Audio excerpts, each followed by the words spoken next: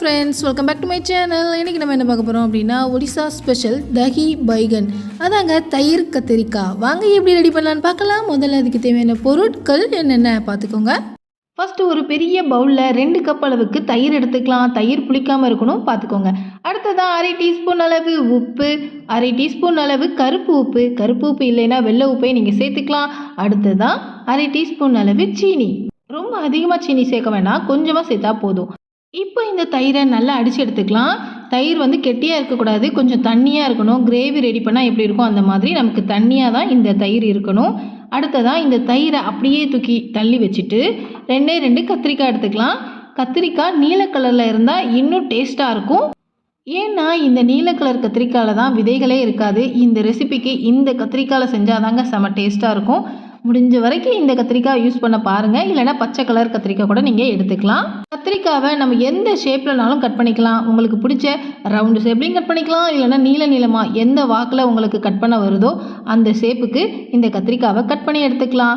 கத்திரிக்காவை கட் பண்ணதுக்கப்புறமா ஒரு பிளேட்டில் 1/2 டீஸ்பூன் அளவு மஞ்சள் தூள், 1 டீஸ்பூன் அளவு உப்பு, 1/2 டீஸ்பூன் அளவு மிளகாய்த்தூள், இந்த 3த்தையும் சேர்த்துட்டு நல்லா மிக்ஸ் பண்ணி விட்டுக்கோங்க. இதில் நம்ம அந்த கத்திரிக்காவை போட்டு நல்லா பெரட்டி எடுக்க போகிறோம். கத்திரிக்காயில் இந்த 3 சேர்ந்த பொடி நல்லா கோட்டாக இருக்கணும். அவ்வளோதான், எல்லா பக்கத்துலேயும் நல்லா கோட்டாக இருக்கிற மாதிரி இந்த கத்திரிக்காவை அந்த பொடியில் தடவி எடுத்துக்கலாம். இந்த ரெசிபி ஒடியாவில் ரொம்ப ஃபேமஸான ரெசிபி. இதோட பேர் தஹி பைகன். தஹி அப்படின்னா தயிர், பைகன் அப்படின்னா கத்திரிக்காய்.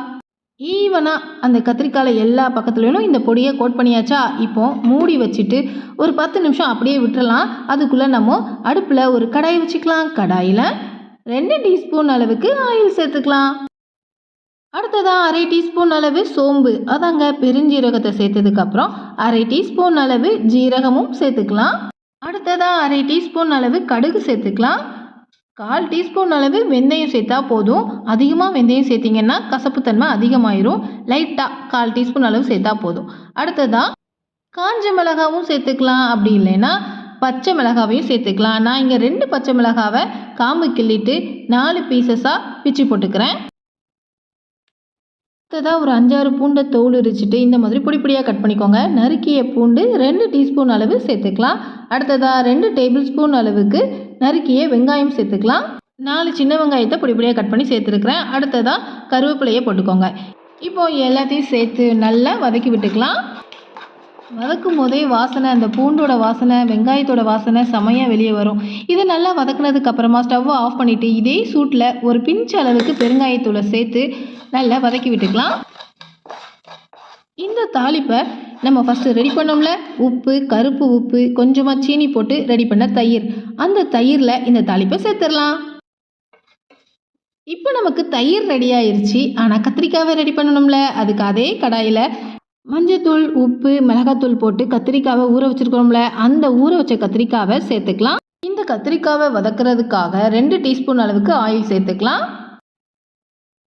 கத்திரிக்காய் நல்லா இந்த மாதிரி எண்ணெயில் வதங்கி சுருண்டு வந்ததுக்கப்புறமா ஸ்டவ்வை ஆஃப் பண்ணிவிட்டு பொடியாக கட் பண்ணி வச்சுருக்கிற கொத்தமல்லி இலைகளை சேர்த்துக்கலாம். கடாயில் இருக்கிற சூட்லேயே இந்த கொத்தமல்லி இலைகளையும் லைட்டாக வதக்கி எடுத்துக்கலாம். இப்போ வதக்கின கத்திரிக்காய், கொத்தமல்லி இலைகளை அப்படியே தூக்கி நம்ம ரெடி பண்ணி வச்சுருக்கிற தயிரில் போட்டுற வேண்டியதான். அவ்வளோதாங்க, ஒடிசா ஸ்பெஷலான தஹி பைகன், அதாங்க தயிர் கத்திரிக்காய் நம்ம வீட்லேயும் தயார். இதோட நம்ம ஒரு காரா பூந்தி இருக்கும்ல, அதை கூட சேர்த்துக்கலாம். ஒடிசாவில் சில ஹோட்டலில் இந்த கத்திரிக்காய்க்கு பதிலாக அந்த காரா பூந்தியை மட்டுமே போட்டு கூட தஹி பைகன் ரெடி பண்ணுவாங்க. ஓகே ஃப்ரெண்ட்ஸ், நீங்களும் ஒரு நாள் இந்த தயிர் கத்திரிக்காவை வீட்டில் செஞ்சு பாருங்கள். டேஸ்ட் எப்படி இருக்குன்னு கமெண்ட் செக்ஷனில் கமெண்ட் பண்ணுங்கள். வீட்டில் செஞ்சு சாப்பிட்டு பாருங்கள், அப்போனா தான் தெரியும் நம்ம ஊர் எண்ணெய் கத்திரிக்காவை உங்களுக்கு எவ்வளோ பிடிக்குமோ அந்த அளவுக்கு ஒடிசா ஸ்பெஷலான தயிர் கத்திரிக்காவையும் உங்களுக்கு ரொம்ப பிடிக்கும். இந்த ரெசிபி உங்களுக்கு பிடிச்சிருந்ததுன்னா இந்த வீடியோக்கு உங்களோட லைக் போடுங்க. மறக்காமல் உங்கள் ஃப்ரெண்ட்ஸ்க்கும் இந்த தஹி பைகனை ஷேர் பண்ணுங்கள். இதே மாதிரி வேறொரு டேஸ்டியான ரெசிபியில் மீண்டும் சந்திக்கலாம். Thank you, bye bye.